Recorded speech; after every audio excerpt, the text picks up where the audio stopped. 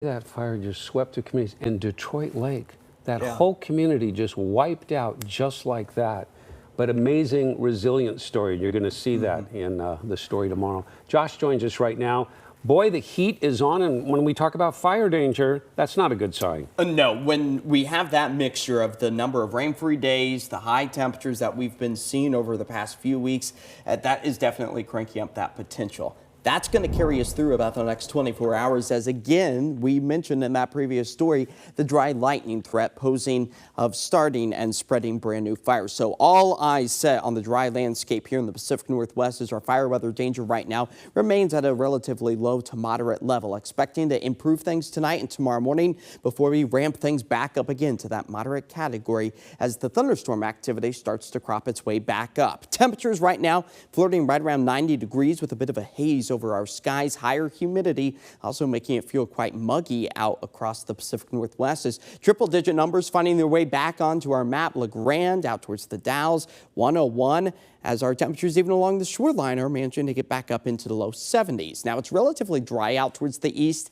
increasing that fire potential, but quite muggy for the I-5 corridor, the coastline. Those dew point temperatures well above 50 and 60 degrees in some cases, as the clouds are still going to remain overhead tonight, cooling things back even to 80 degrees by 9 o'clock, upper 70s as we approach the midnight hour, and that will be the case as we move our way through the next 24 hours as two big blazes continue. The flat fire out towards Jefferson County, the immigrant fire for the Douglas and Lane County locations, as we're keeping a close eye on those bubble up thunderstorms. Red flag warnings in effect now all the way through 9 o'clock on Wednesday. This does include the northern Cascades.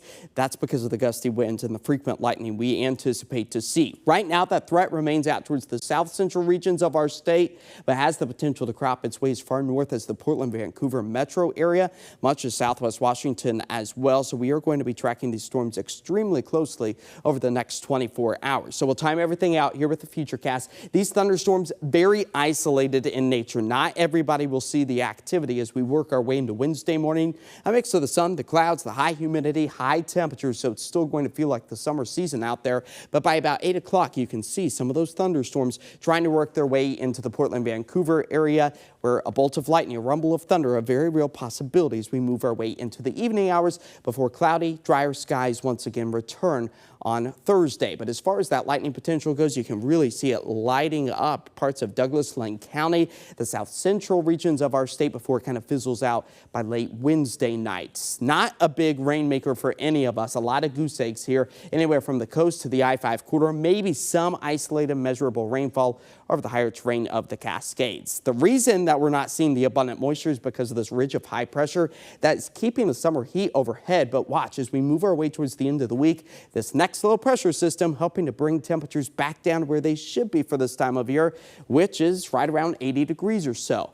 We'll be approaching 90 once again Wednesday, Thursday. Not record breaking, but this nice cool down really going to start to make it feel like the month of September. But before we get there, we have the high humidity, the no thanks zone come Wednesday and Thursday as those dew point temperatures flirt with 70 degrees. That's going to be close to that 90 degree temperature. When you have the two close together, it means that the atmosphere is saturated, thus making it feel quite sticky outside. 65 degrees, that's where we expect to fall to tonight.